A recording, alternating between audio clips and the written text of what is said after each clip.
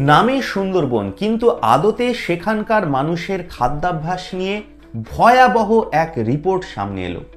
সুন্দরবনের মানুষজন নিত্যদিন যে খাবার খান তার মধ্যে ক্ষতিকর প্রভাব খুব বেশি।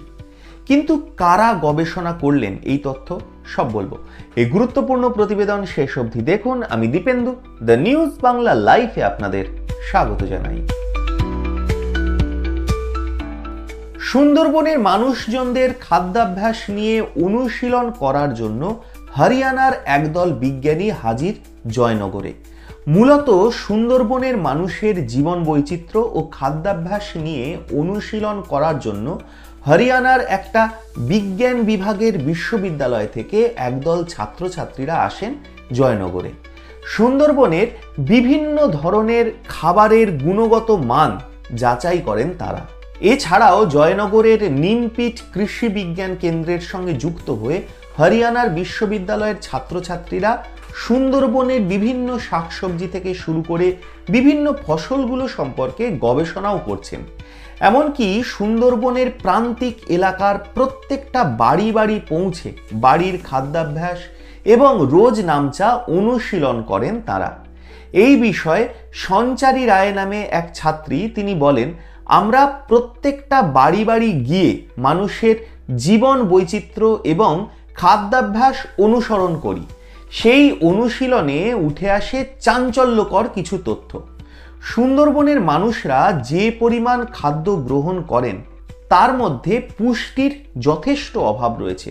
পুষ্টিকর খাবার তারা গ্রহণ করলেও যে পরিমাণ খাবার গ্রহণ করলে শরীরের পুষ্টির পরিমাণ সঠিক মাত্রায় থাকে সেই পরিমাণ খাবার গ্রহণ করেন না সুন্দরবনের মানুষরা।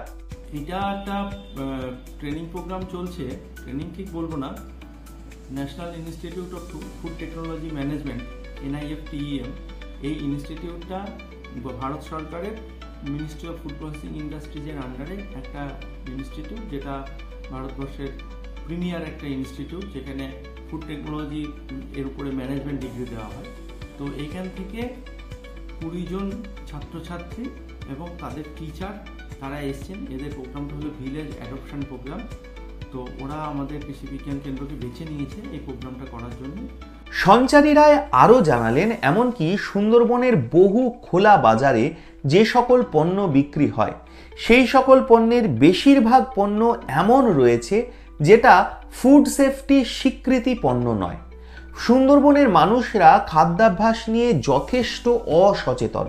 আমরা সুন্দরবনের একাধিক খাদ্যাভ্যাস থেকে শুরু করে ফসল সমস্ত কিছু নিয়েই অনুশীলন করি। এসছি 19 জন পড়ুয়াকে নিয়ে এই বনঘেরি গ্রামে সুন্দরবন অঞ্চলে national institute of food technology entrepreneurship and management Kundli, এই ইনস্টিটিউটটি ministry of food processing industries আন্ডারে গভর্নমেন্ট অফ ইন্ডিয়া। এই institute of national importance status পেয়েছে 2021। তো এই ইনস্টিটিউট একটি, এরা সব বিটেক এমটেকের ছাত্রছাত্রীদের সাথে এসছি, যাদের কিনা এক কোর্সের মধ্যে একটা প্রোগ্রাম আছে ভিলেজ অ্যাডপশন প্রোগ্রাম। সেই ভিলেজ অ্যাডপশন প্রোগ্রামের ভিত্তিতে আমরা এখানে এই বনঘেরি ভিলেজটা চুজ করেছি। এখানে যে রামকৃষ্ণ আশ্রম KVK আছে তাদের সহযোগিতায়, তাদের যোগাযোগ সূত্রে আমরা এই ভিলেজটাকে চুজ করেছি এবং আমরা ওখানে বনঘেরিতে কাজ শুরু করেছি।